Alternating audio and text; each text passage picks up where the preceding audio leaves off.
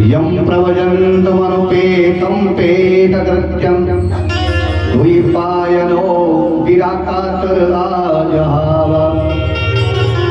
बुद्धेः तन्मयतया सर्वोपनिन्दो स्थं सर्वभूतहृदयं मुनिमानतोऽस्मि। बोले सुखदेव जी महाराज की जय हो।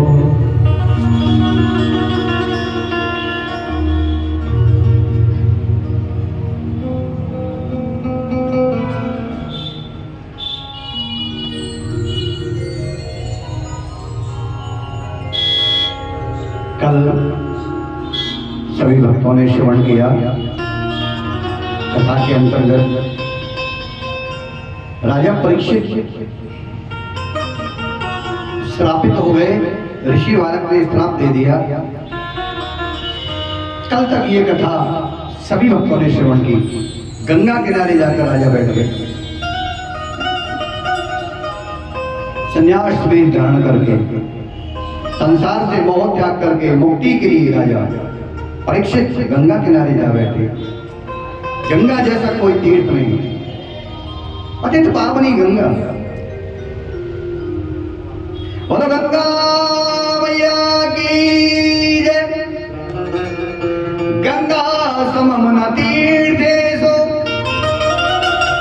गंगा जैसा कोई तीर्थ नहीं संसार में, कोई नहीं। ना देवो की स्वाद परा, कृष्ण जैसा कोई देवता नहीं। गायत्रिया तो परम जप्यम,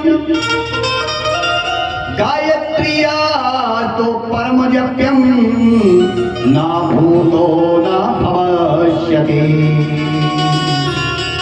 गायत्री जैसा कोई मंत्र नहीं संसार में।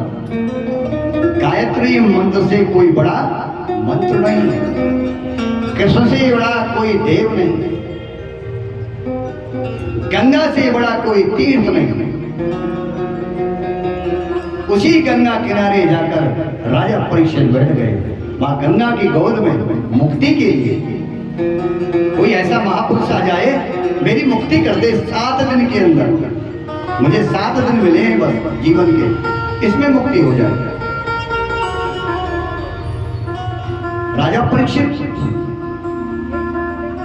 धर्मवान राजा है, गौ रक्षक है, संतों का रक्षक है, कृष्ण प्रेमी है। ऐसा राजा दुनिया से चला जाए तो रक्षा कौन करेगा धर्म की? इसलिए ऋषि लोग चिंतित हैं। और सभी ऋषि मुनि जिसने भी सुना सब गंगा किनारे आ गए राजा परीक्षित के पास सांत्वना देने के लिए। राजन चिंता न करो, भगवान सब भला करेंगे।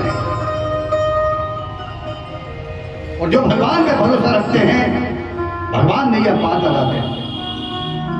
राजा परीक्षित को सभी ऋषि मुनि कहते हैं बेटा चिंता न करो।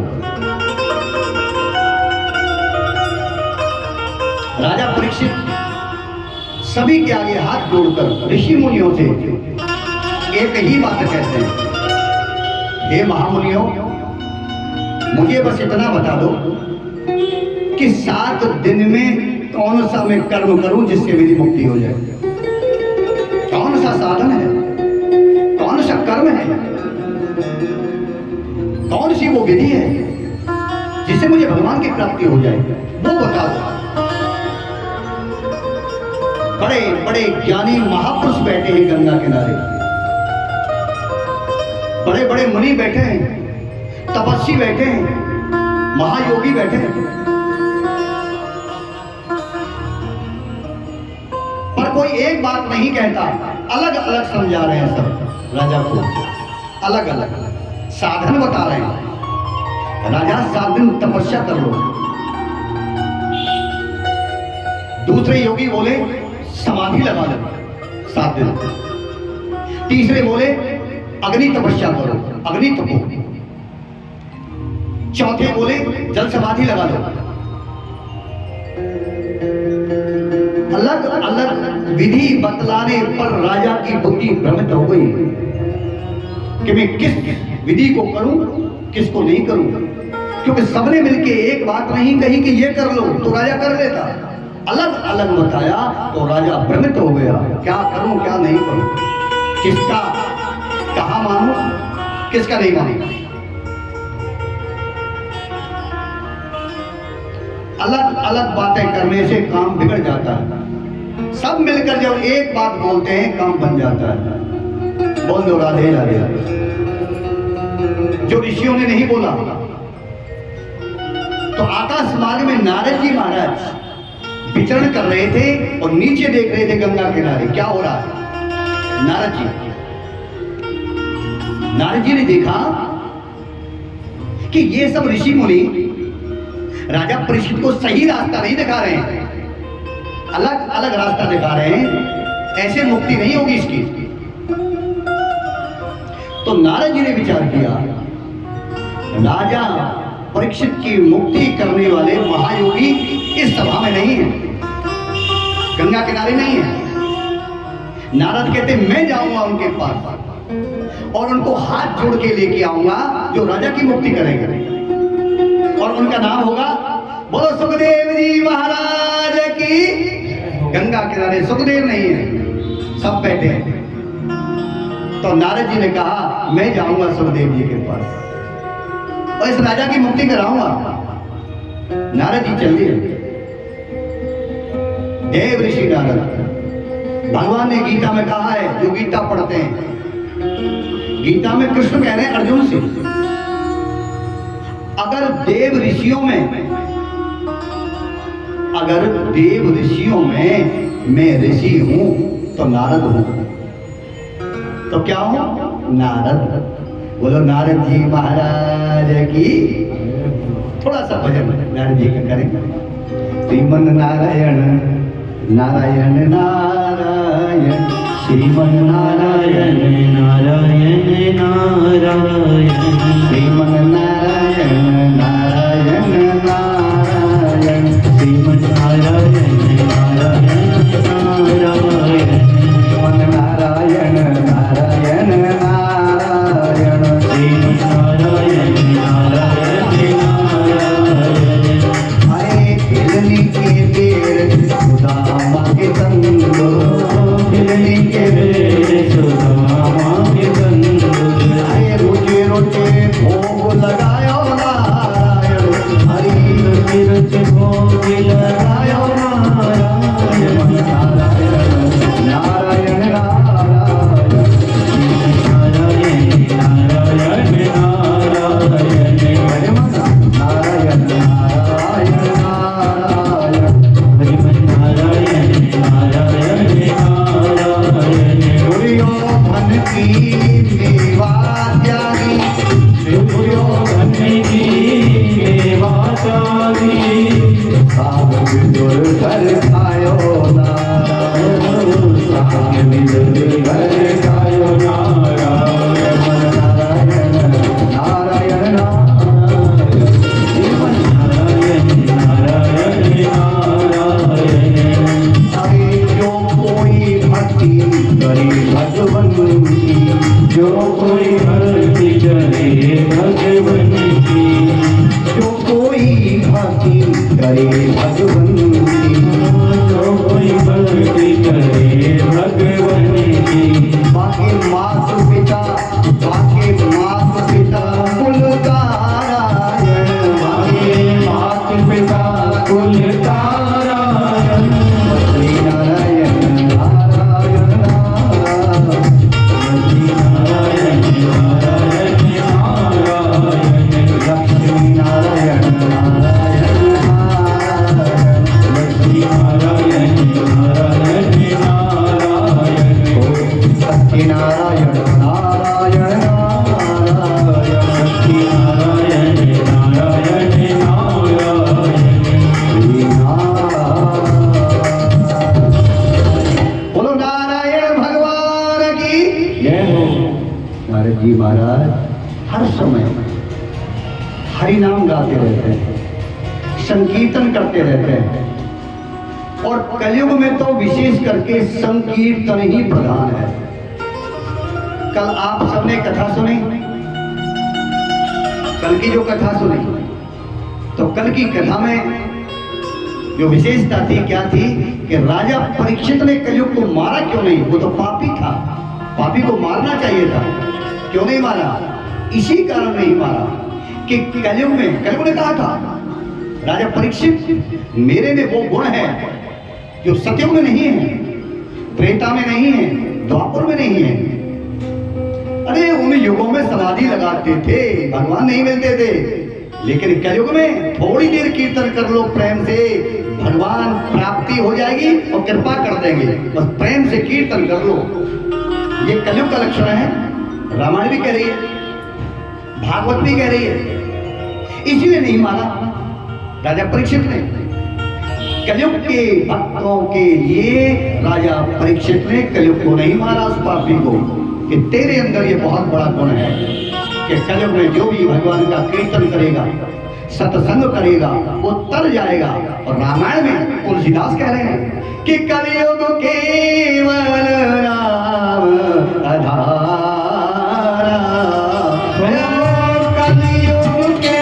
कलयुग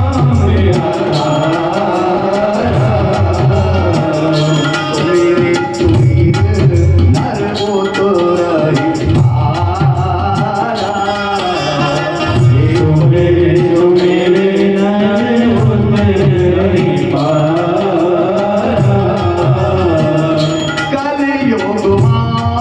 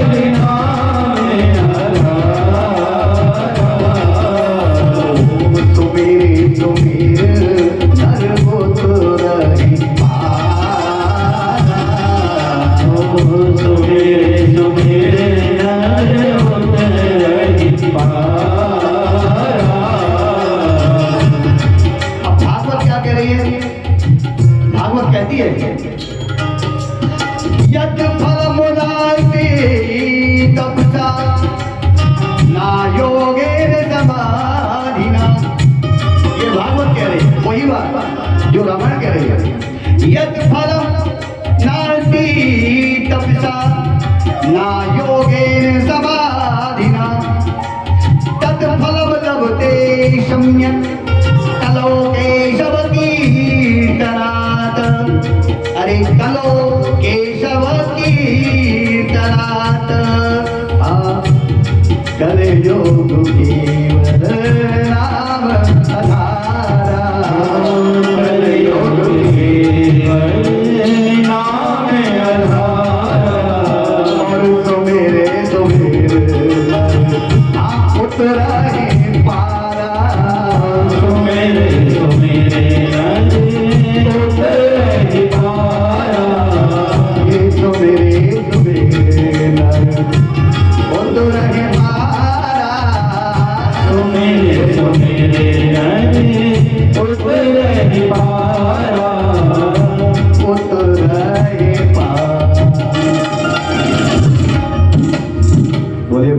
कृष्ण भगवान की जय हो।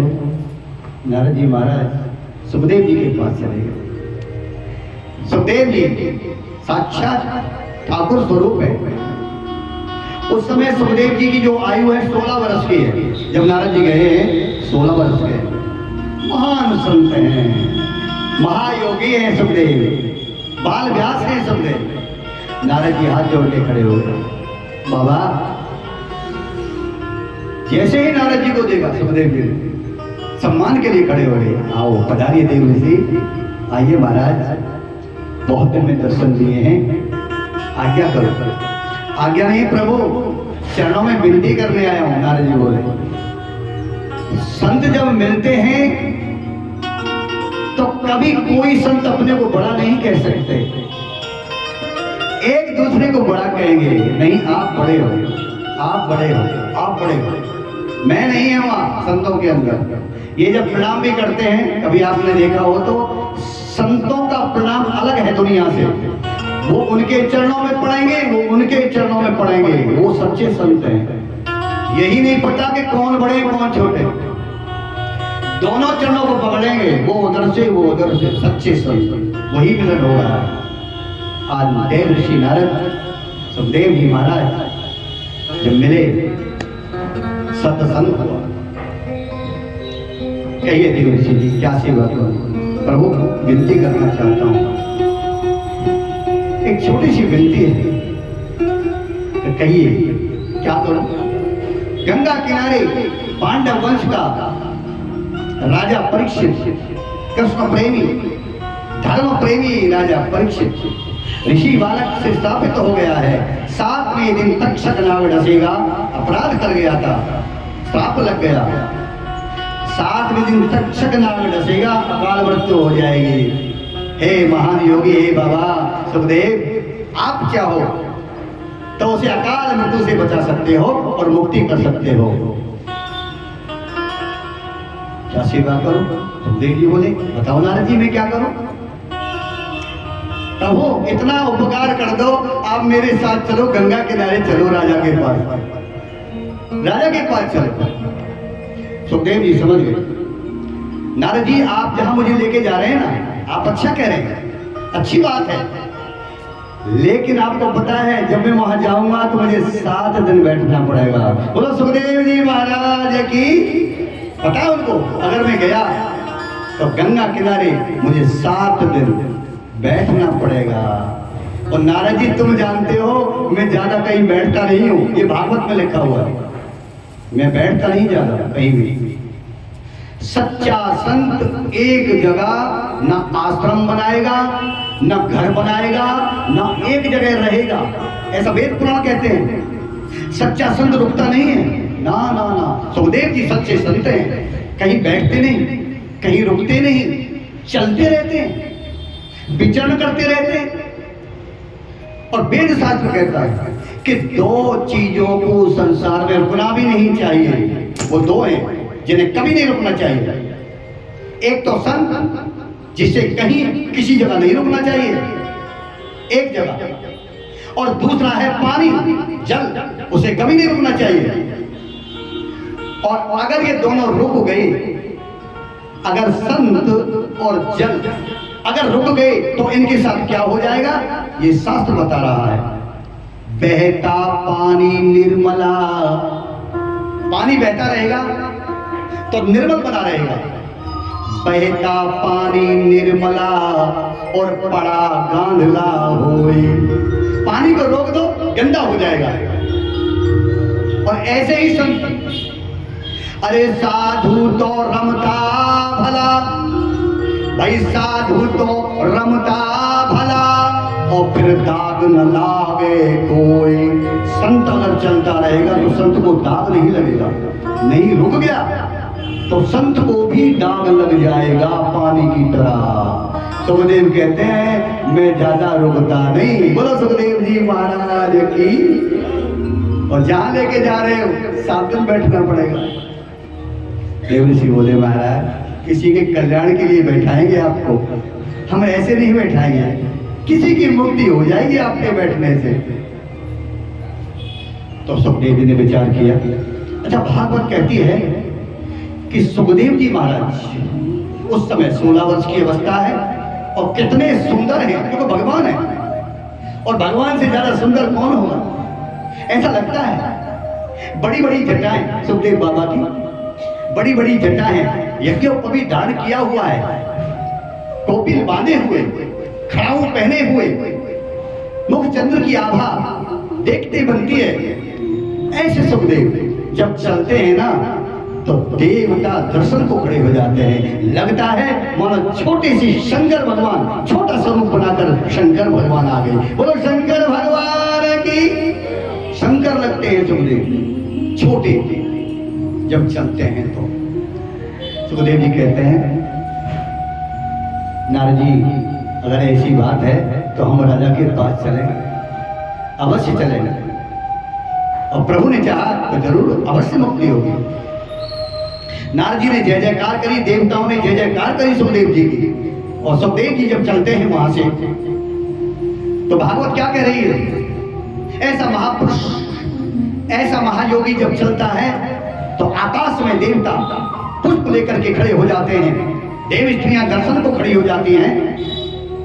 साक्षात प्रभु पधार रहे हैं गंगा किनारे, कितना प्रकाश है, कितना प्रकाश है। तो भागवत कहती है तत्रा भवत् भगवान व्यास पुत्रो, भगवान है, वेद व्यास जी के पुत्र हैं, साक्षात भगवान। तत्रा भवत् भगवान व्यास पुत्रो यद्रक्ष्यागामटमानोपेक्षा अलक्षलिंगे निजलाभ तुष्टो प्रतस्यवाने अवधूत भेषा। अवधूत है, अपनी मस्ती में रहते हैं, मस्ती में चलते हैं, दुनिया से कोई लेना देना नहीं, अपनी मस्ती में। ठाकुर को जानते हैं और किसी को नहीं जानते। तो जब चले हैं, आहा, दर्शन के लिए देवता हाथों में पुष्प लेके, देव स्त्रियां फूलों की वर्षा कर रहे हैं। और गंगा किनारे पहुंचकर तो जो चमत्कार हुआ, ऐसा लगा जैसे आकाश से सूर्य भगवान तक एक गंगा किनारे आ गई, प्रकाश ही प्रकाश हो गया, सबकी आंखें चकाचौंध हो गई ऋषि मुनियों की। इतना प्रकाश गंगा किनारे सुखदेव भगवान का हुआ। स्वागत भव्य किया है गंगा किनारे। जब नजदीक आए तो पता लगा सुखदेव जी हैं, दूर से तो सब सूर्य भगवान समझ रहे थे, इतना प्रकाश था। स्वागतम कृष्णा शरणागतम कृष्णा, स्वागतम कृष्णा शरणागतम कृष्णा, स्वागतम कृष्णा शरणागतम कृष्णा, हरे स्वागतम कृष्णा शरणागतम कृष्णा, स्वागतम कृष्णा शरणागतम कृष्णा, स्वागतम कृष्णा शरणागतम कृष्णा, स्वागतम कृष्णा शरणागतम कृष्णा।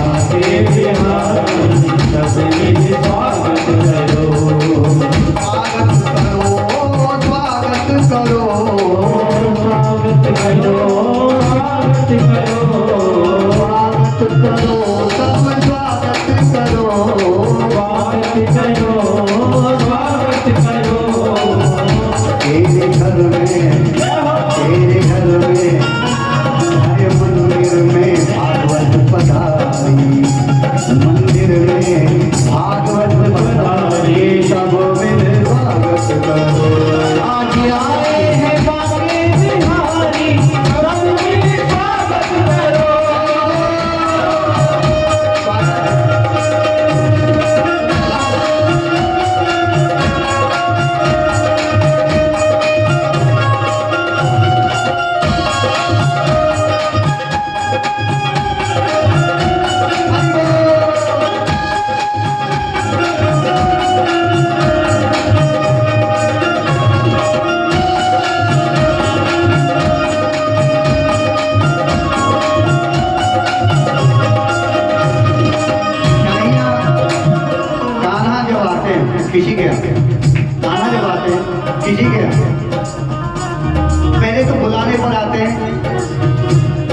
बिना बुलाए नहीं आता किसी के यहाँ वो, ना ना, इतना समय कहा उसके पास में कि वो सबके यहाँ चला जाए, ना ना ना, बड़े ही हाँ उसके लिए बहुत कुछ वो करना पड़ता है ठाकुर को बुलाने के लिए, मिन्नतें करनी पड़ती हैं, हाथ जोड़ने पड़ते हैं उसके ठाकुर जी के।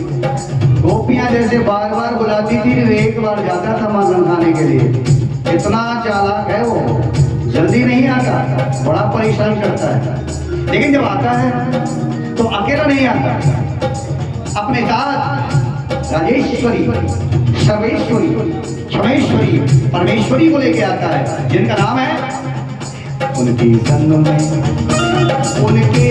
में है राधा पधारी, उनके संग में है राधा पधारी, मेरे स्वागत करो, उनके संग में है राधा पधारी, हमें मिल स्वागत करो, उनके संग में राधा राधा, उनके संग में है राधा पधारी, हमें मिल स्वागत करो, आए हैं भाग्य बिहारी, सब मिल स्वागत, आज आए हैं भाग्य बिहारी, सब मिल स्वागत करो,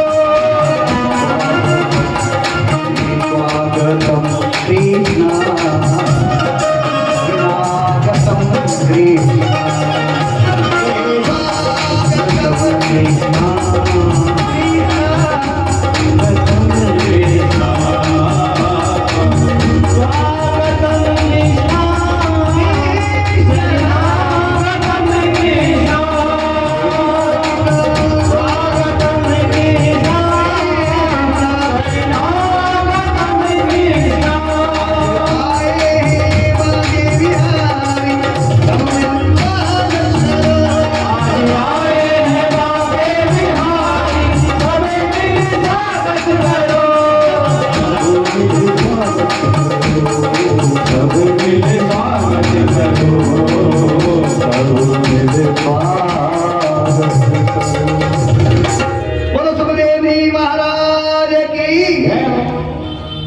सुखदेव जी जब पधारे